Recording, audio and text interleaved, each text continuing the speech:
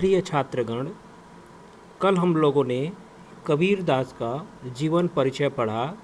आज हम लोग कबीरदास की साखी पढ़ेंगे जो हम लोगों के पाठ्यक्रम में रखा गया है। आइए देखते हैं कबीरदास की साखी। पद संख्या 1। बलिहारी गुरु आ पड़ै, देवहाड़ी कै बार, जिन मानिस तै देवता, करत न लागी बार।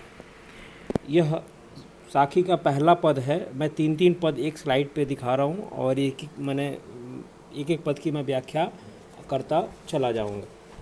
पहला दोहा कुछ ऐसे है, एक बार और मैं पढ़ रहा हूँ कि बलिहारी गुरु आ पड़ै, देवहाड़ी कै बार, जिन मानिस तै देवता, करत न लागी बार।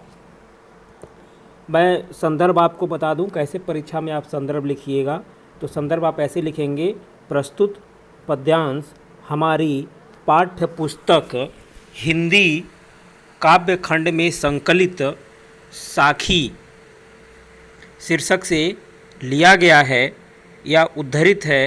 इसके रचयिता भक्ति काल के संत शिरोमणि कबीरदास जी हैं। आप ये संदर्भ लिखेंगे। अब प्रसंग में आप लिखिएगा। इसका प्रसंग ऐसे होगा: बलिहारी गुरु आ पड़ै, देवहाड़ी कै बार, जिनि मानिस तै देवता, करत न लागी बार। अब प्रस्तुत दोहे में कवि ने गुरु के प्रति अपने समर्पण भाव को अभिव्यक्त किया है।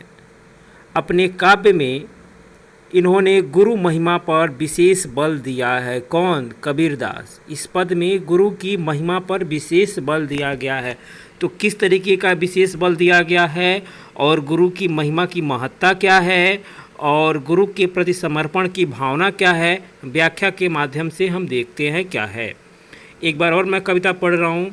बलिहारी गुरु आ पड़ै, देवहाड़ी कै बार, जिनि मानिस तै देवता, करत न लागी बार।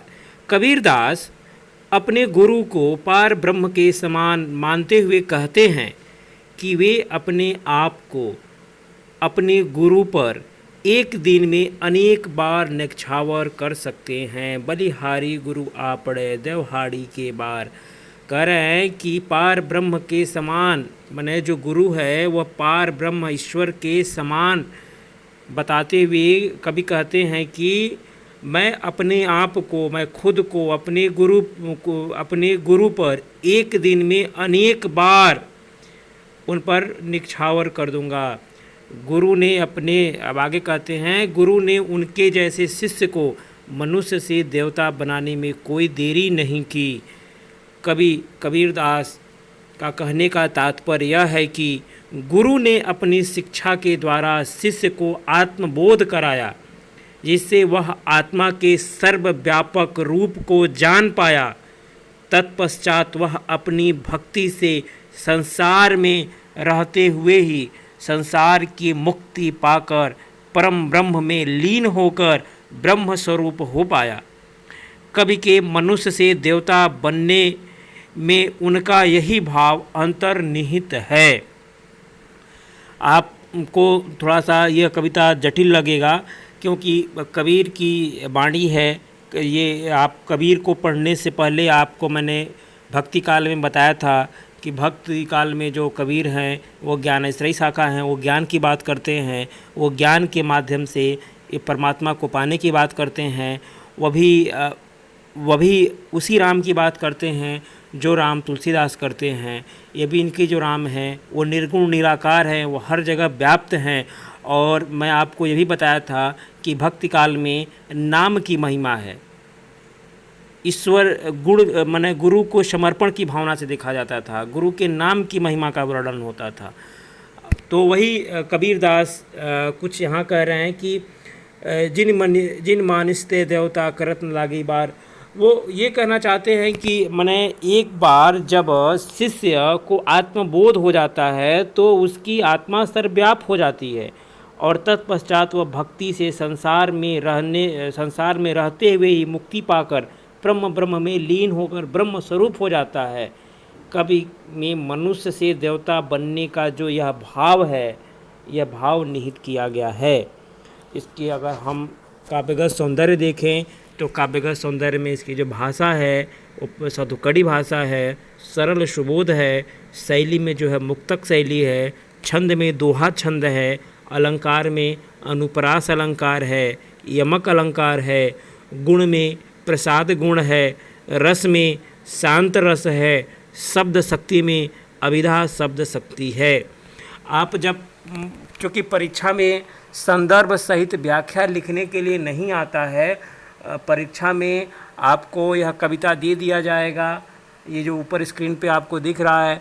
अब इस कविता में से आपको 5 प्रश्न पूछा जाएगा कि यह किस पाठ से लिया गया है, इसके लेखक कौन है, ऐसे करके आपको 5 प्रश्न उसमें से दिया जाएगा। कोई एक लाइन इसमें से अंडरलाइन कर दिया जाएगा और पूछा जाएगा कि जो यह लाइन अंडरलाइन की गई है इसका संदर्भ सहित व्याख्या करना है। तो जितना अंडरलाइन किया जाएगा आपको उतना ही का व्याख्या करना है, न कि पूरे की व्याख्या करनी है। लेकिन व्याख्या इसलिए पूरा बताया जाता है आपको क्योंकि इसी व्याख्या से ही प्रश्न बनते हैं। जब आप व्याख्या जानेंगे तो आप प्रश्न के उत्तर भी दे सकते हैं। आइए हम देखते हैं पद संख्या 2।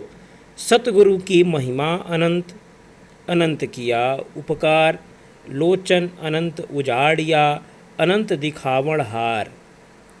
अब प्रस्तुत दोहे में कबीरदास ने सतगुरु यानी सच्चे गुरु की महिमा का वर्णन किया है कि सच्चे गुरु की महिमा क्या है, व्याख्या क्या है, देखते हैं व्याख्या के माध्यम से। तो सतगुरु की महिमा वर्णन करते हुए कबीरदास कहते हैं कि उनकी महिमा अनंत है क्योंकि उन्होंने हम पर अनंत उपकार किए हैं। जो हमारे सतगुरु हैं, जो हमारे सच्चे गुरु हैं, उनकी महिमा अनंत है, उनकी महिमा का वर्णन नहीं किया जा सकता। क्यों? क्योंकि उन्होंने हमारे ऊपर अनंत उपकार किया है। उन्होंने इतना उपकार किया तो कह रहे हैं कि लोचन अनंत उजाड़िया, अनंत दिखावण हार।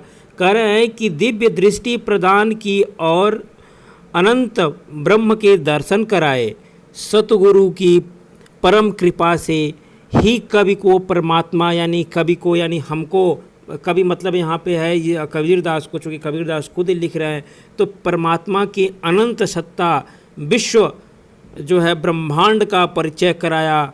ये कौन कराया? हमारे सतगुरु ने कराया। सतगुरु ने हमें मार्गदर्शन दिया, सतगुरु ने हमें ज्ञान दिया, सतगुरु ने हमारे ऊपर असीम कृपा की, तभी हम उस परमात्मा अनंत आनंद ब्रह्मांड निकाया को हमने दर्शन कर पाए। हम ये दर्शन कराने का श्रेय हमें हमारे सतगुरु, हमारे गुरु को जाता है, जिन गुरु ने हमें इस विश्व नियंता हमारी परमात्मा से हमारा परिचय कराया और ईश्वर से हमारा स्वयं का साक्षात्कार कराया। इसमें ईश्वर की महिमा का वर्णन कबीरदास ने किया है। इसमें भी रस जो है शांत रस है, भाषा सधुकड़ी है, गुण प्रसाद गुण है, छंद दोहा है, अलंकार में यमक अलंकार है, शब्द शक्ति में जिसमें लक्षणा शब्द शक्ति है। ठीक है, अब आगे देखते हैं पद संख्या 3। दीपक दिया तेल भरी, बाती दई हट, पूरा किया बिशाहुड़ा, बहुरी न आवे हट। इसमें अगर मैं कठिन शब्द का अर्थ बता दूं, आपको बताता चलूं, तो जो दीपक होता है वो ज्ञान रूपी दिया है, तेल मने होता है भगवान भगवत प्रेम रूपी तेल, बाती मने होता है सुरति जो है, घट मने होता है न घटने वाला, अक्षय अटूट, बिशाहुड़ा मने होता है फेरा क्रय विक्रय, बहुरिया मने होता है फिर, हट मने होता है बाजार या हाट, जिसको हम लोग हाट बोलते हैं बाजार। अब प्रस्तुत दोहे में कवि अपने ऊपर गुरु के द्वारा किए गए ज्ञान के प्रभाव का वर्णन करते हैं कि गुरु के ज्ञान का क्या प्रभाव पड़ा। तो व्याख्या में देखते हैं, कवि कबीरदास कहते हैं कि गुरु ने उन्हें प्रेम रूपी तेल से भरा हुआ ज्ञान रूपी दिया एवं उसमें कभी न घटने वाला ईश्वर को पाने वाली लगन रूपी अक्षय बत्ती डाल दी। दीपक दिया तेल भरी, बाती दई हट। एक बार और मैं इसका व्याख्या करता हूँ। कवि कबीरदास कहते हैं कि गुरु ने उन्हें प्रेम रूपी तेल से भरा हुआ ज्ञान, माने प्रेम रूपी तेल से भरा हुआ ज्ञान रूपी दीपक दिया और उसमें बत्ती कैसा बनाया, और उसमें कभी न घटने वाली ईश्वर को पाने वाली लगन, यानी ईश्वर में जैसे हमारी लगन लग जाती है, ईश्वर में लगन लगने रूपी अक्षय बत्ती जो कभी समाप्त न होने वाली, उसमें बत्ती डाल दी। माने जो हम लैंप जलाते हैं तो उसमें बत्ती होती है, तो कबीर का कहने का मतलब है कि वह जो बत्ती है वह ईश्वर को पाने वाली लगन, यानी ईश्वर में जिस प्रकार हम लगन लगा लेते हैं, जिसमें निरंतर हम ईश्वर का जाप करते हैं, तो वह बत्ती जो है वह ईश्वर के लगन के समान है। ठीक। और जो वह प्रेम रूपी तेल से भरा हुआ ज्ञान रूपी दिया है, जो दिया है वो ज्ञान रूपी दिया है। ठीक है। और उसमें कभी न समाप्त होने वाली जो है बत्ती है। इस अद्भुत ज्ञान रूपी दीपक के प्रकाश से कवि की सांसारिक वासना समाप्त हो गई। कवि की सांसारिक वासना समाप्त हुई। अब उसे सांसारिक वासनाओं का क्रय विक्रय नहीं करना पड़ेगा, उसे जीवन का फेरा पूरा कर लिया है, इसीलिए संसार रूपी बाजार से उसे फिर नहीं आना पड़ेगा, क्योंकि ईश्वर को पाने के बाद उसकी आत्मा परम ब्रह्म हो गई है। परम ब्रह्म सत्ता में उसका जन्म मरण नहीं होता है। ब्रह्म में लीन हो जाने के कारण ईश्वर में लीन हो जाने के कारण कवि को जन्म मरण से मुक्ति मिल जाएगी और इसे संसार रूपी बाजार में फिर दोबारा नहीं आना पड़ेगा। अगर सरल शब्दों में इसका अर्थ देखें, व्याख्या, क्योंकि व्याख्या लिखनी होती है, इसीलिए उसके नपे तुले शब्दों में बोलना पड़ता है। अगर मैं आप ऐसे समझिए कि एक बार अगर आपको गुरु ने कोई ज्ञान दे दिया है, कोई मंत्र दे दिया है, तो गुरु के उस प्रेम रूपी तेल से भरा हुआ जो मुझे ज्ञान दिया गया है, उस ज्ञान का जब हम अपने अंदर जब दीपक जलाते हैं, तो दीपक जलाना मैंने क्या, यानी ईश्वर से हम कैसे अपनी लगन लगा लें, ईश्वर में कैसे हम अपने आप को खो जाएं, ऐसा अपने आप को हम बना लें कि ईश्वर के सिवा हमें कोई न दिखे, यानी ईश्वर से हमको स्वयं का साक्षात्कार हो जाए, उस परम सत्ता से हमारा साक्षात्कार हो जाए।